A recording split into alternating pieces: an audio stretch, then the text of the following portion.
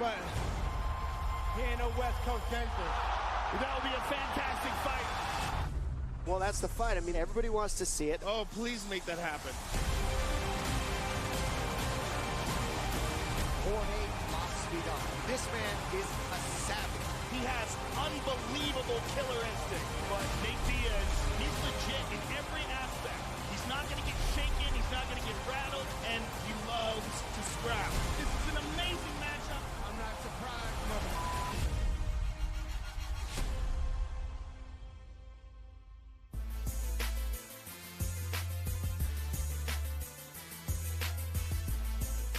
Ladies and gentlemen, welcome to today's UFC 244 press conference from the Big Apple, New York, New York. UFC 244, presented by Modelo, goes down Saturday, November 2nd, available only on pay-per-view. And in the main event, the BMF title is on the line. First to the stage, he has the second most performance bonuses in UFC history and is riding the momentum of an August win over Anthony Pettis. Here is the 209 legend, Nate Diaz.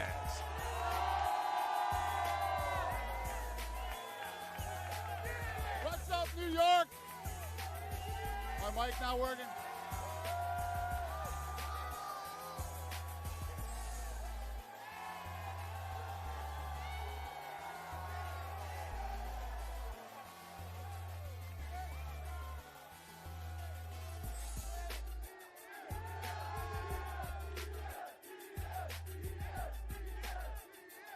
His opponent on the short list of candidates for 2019 Fighter of the Year, the owner of the quickest knockout in UFC history after his demolition of Ben Askren.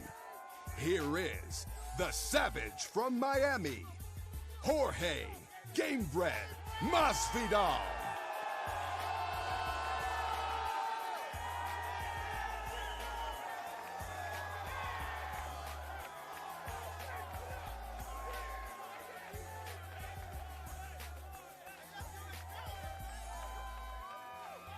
All right, what's up, New York? How are you?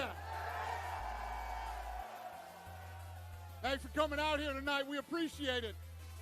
So for those of you that don't know, UFC 244, Masvidal versus Diaz is going to be our 500th event. So thank you guys for your support. We really, really appreciate you. Who has the first question?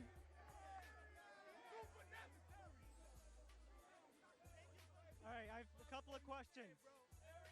Nate Diaz. Nate, listen to this crowd. How do you feel about being in New York, Nate?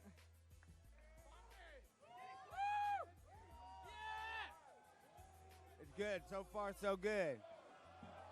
Shit. We're having some mic issues. Hold on a second. Hey, so far, so great. Everything's beautiful out here. One for Dana. When you started as president of the UFC back in 2001, Yeah. smaller arenas, you were struggling to get into New York. You didn't get into New York until 2016. 500th UFC event at the Garden. How does it feel? It feels damn good, let me tell you. And New York has been very good to us. You know, this is our, I think this is going to be our 4th event. We did 230 Cormier versus Lewis here.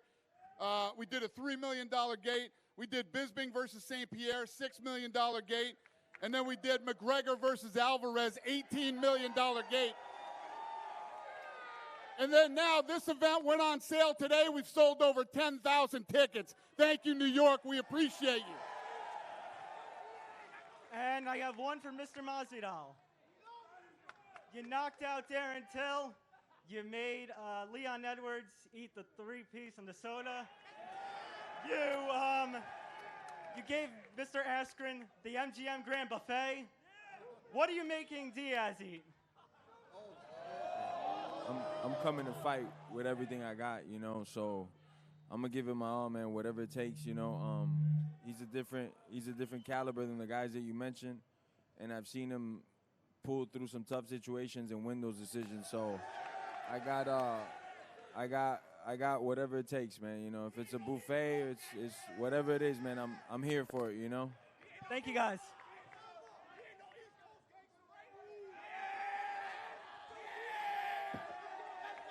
First of all, Dana, thanks for the press passes from the Morning Blitz. Question for both fighters. You obviously both have a lot of respect for each other.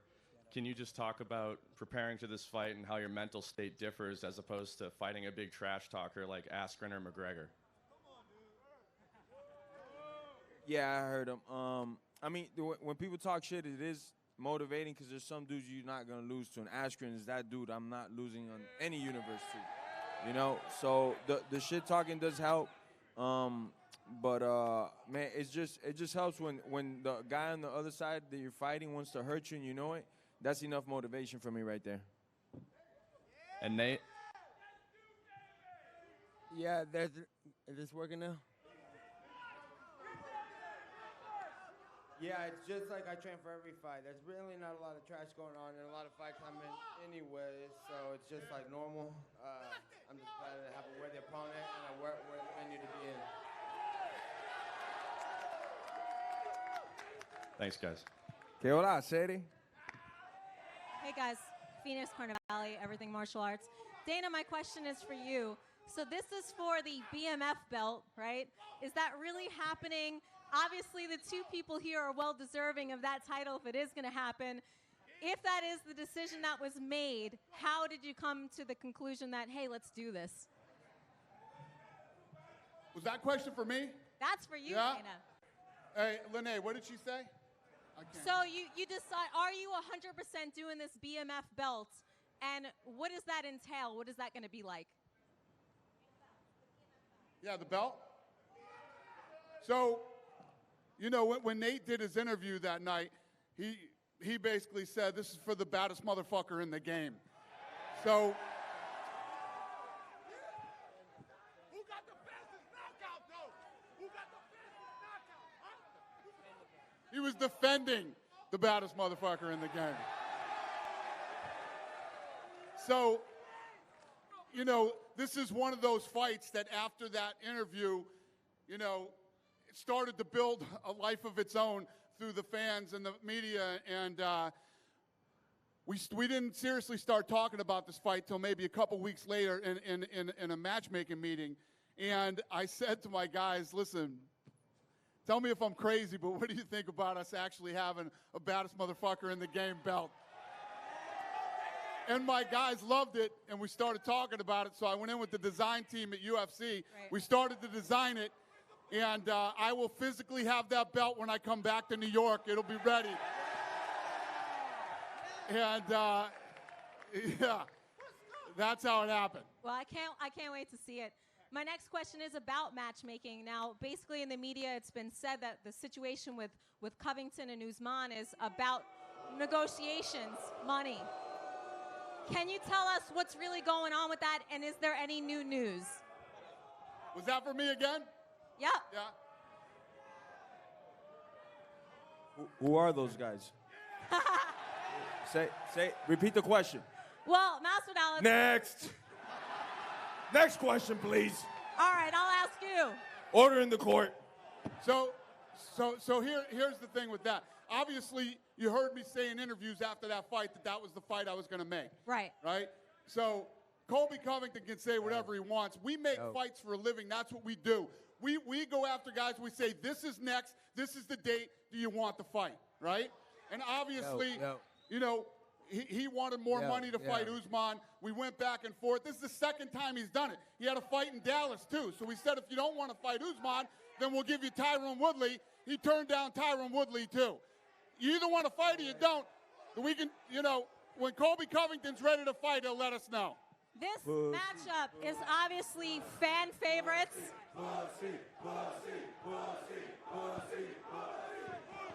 This matchup is obviously fan favorites. This is a win or lose situation, is a win-win situation for the fans. But can you talk about, Dana, how important this is for their division? I'm deaf. Bear with me. Yeah, no, this fight's a big deal for the division, for who's next and the title picture, and obviously a huge fan favorite fight. So this is one of those fights. Diaz went out and beat Pettis, comes out, gives his interview, calls out Jorge. This thing took a life of its own. It's a big fight, and it's not only, you know, a fight that people want to see, it's an important fight in the division and in the title picture. So it'll be them and then you. Dana, this is Dan Canobio, CompuBox TV. Questions for all three of you guys. November 2nd is a really big night in the combat sports world. Obviously, this fight right here has huge crossover appeal. But also, Canelo Alvarez fighting on DAZN. Question for all three of you guys is, if there's someone on the fence about ordering the Canelo fight or this one, why should they order this fight right here? We're fighting for the best motherfucker in the game belt. That's why. So, you know, the night that we started talking about this date, and that you know, we were going to take this date. Then a week later, I heard they were going to do that fight. I think they're crazy to go the same night as us on DAZN, but you know, it is what it is. But if they time it right and they do this thing the right way, it could be very much like the other night when Gaethje fought Cowboy, and then the Fury fight was on after. So if they time it right, it could work out. But if they want to go head-to-head, they're fucking nuts. And secondly, for all you guys, so mostly for Nate, fighting in New York, fighting in MSG, the mecca of boxing, the mecca of combat sports, the mecca of entertainment. Now you get to put your name on that list. What does it mean for you to join that list of fighting at Madison Square Garden? Yeah, that's one of the best parts of this whole thing is being the headline in that.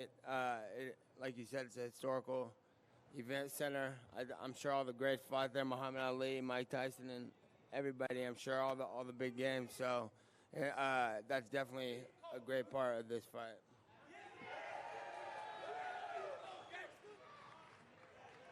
What's going on, guys? Welcome to New York. Stan the Man here from Menace and the Man. My first question is for Nate. Nate, what are the chances that we can get Nick in your corner for this fight?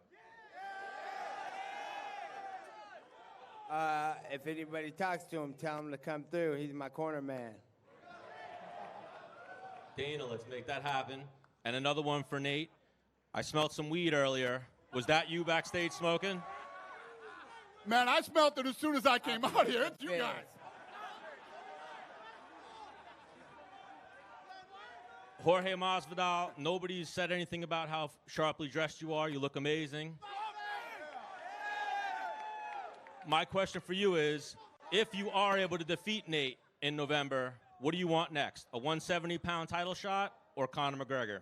Well, you can't ask me. The man right here said I'm too much man for that dude, so don't bring that dude up no more in my interviews. He already said it himself, so that fight is not available. What I'm going to wait is for those two sissies to clear it out of who's going to fight, and then if God gives me the victory November 2nd, I want to take everybody's head that's attached to a belt. Somebody says they have a belt, well, I'm coming for it. And if it's any one of those two sissies, then they're going to get it, you know? And I mean sissies in the purest of forms. Yes, yes. So, Dana, can we make that happen? Can the winner of this fight welcome Conor McGregor back to the octagon? Let this fight happen. I don't know. Let's see how this fight happen. out. You know what I mean. Let's keep this baddest motherfucker alive belt going. We'll see what happens. All right. Thank you.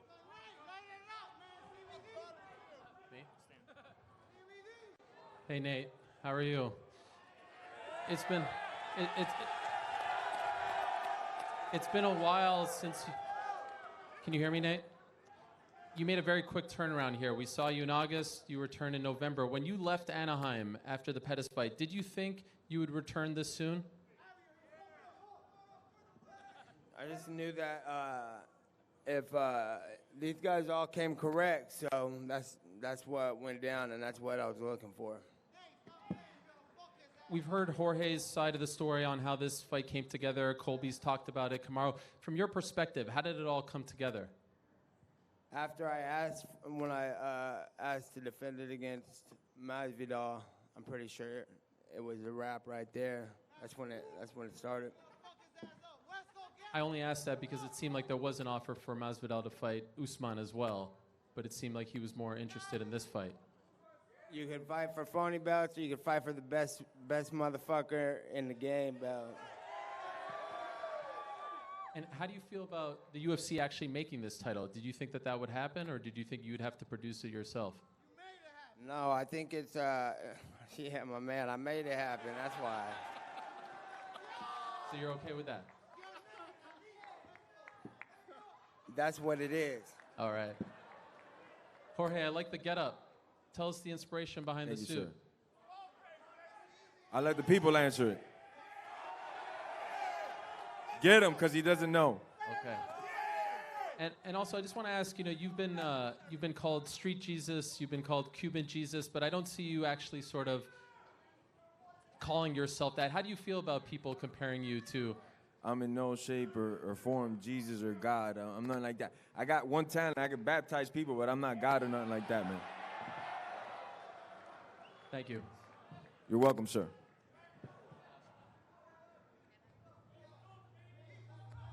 Hey, Nate. So you call yourself a badass motherfucker. How do you say that when you're a vegan?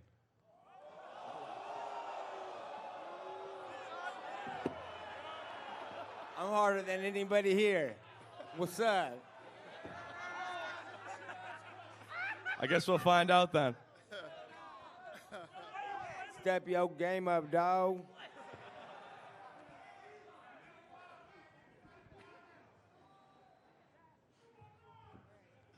A question for Jorge. When this year started, you've had a great run in 2019. Your star is on the rise. You're sitting here, beautiful backdrop. Just talk, fantastic suit. Just talk a little bit about your rise through this year and how comfortable you feel in the spotlight. Yeah, he does have a point over there, so we're going to hand the microphone to the audience soon if the media keeps asking the same questions. But I love it, man. I'm ready. Me sitting up here means more zeros in my bank account, more money from my family, so I'm ready for it, man. I've been doing this for a long time. I love to compete. I love to compete at the highest level possible. I love knowing that the opponent in front of me is somebody known for kicking ass, man, because that's what's motivating. And I'm more motivated than ever, bro. You know?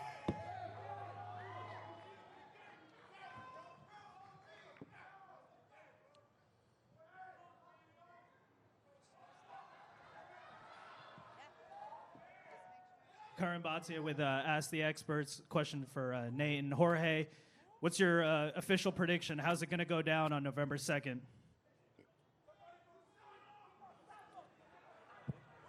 I envision myself with my hand getting raised at all costs. Whatever hell I got to run through, whatever desert I got to go through, mountains I got to climb, that's how I envision it, man. The only person that believed in me since I started fighting is me, and that's the only person that still believes in me to the end, man, is me. So I'm going with me all the way, my brother. That's a dumb question. And Nate, any prediction from you? Yeah, I'm coming to win. Thank you. I'll take a couple more questions. Go ahead, buddy. All right, so Nate, I know you've come out with your own cannabis strain. I got people asking me, when's it going to be available internationally? People in Australia, Melbourne, they're asking for it.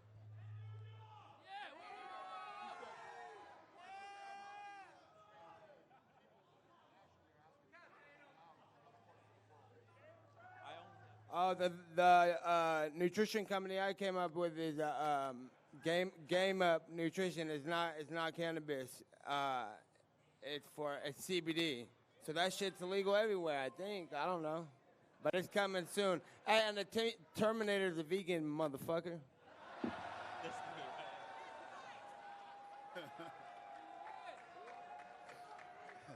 So obviously very respectful for both of you guys. You both respect the gangster, the realness. After the fight, are you guys sharing a joint or a drink? A joint, preferably. Are you good with that too, Nate? Both, if I win. All right. We'll take one more question. Who's got the last question? This one's for Dana. Since we're in New York, I had to ask you, have you bought your Pats Super Bowl tickets yet?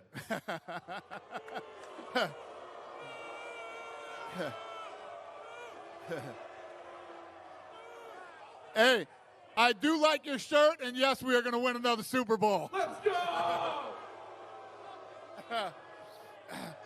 All right, listen, I'm going to square these guys off. Thank you so much, New York. We appreciate you.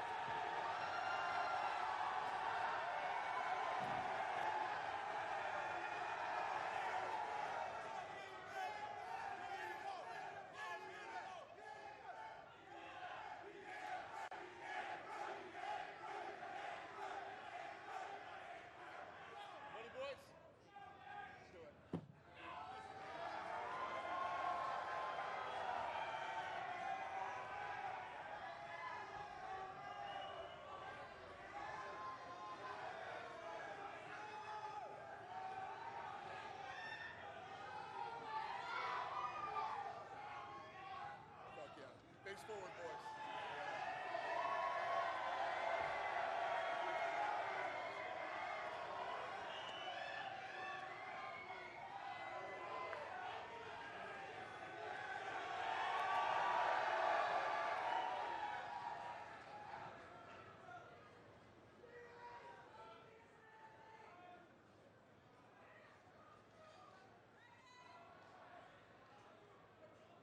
There ain't no gangsters in this game anymore. I mean, him, but he ain't no West Coast gangster. That'll be a fantastic fight. Well, that's the fight. I mean, everybody wants to see it. Oh, please make that happen. Jorge Masvidal. This man is a savage. He has unbelievable killer instinct. But Nate Diaz, he's legit in every aspect. He's not going to get shaken. He's not going to get rattled. And he loves to scrap. This is an amazing matchup. I'm not surprised, motherfucker.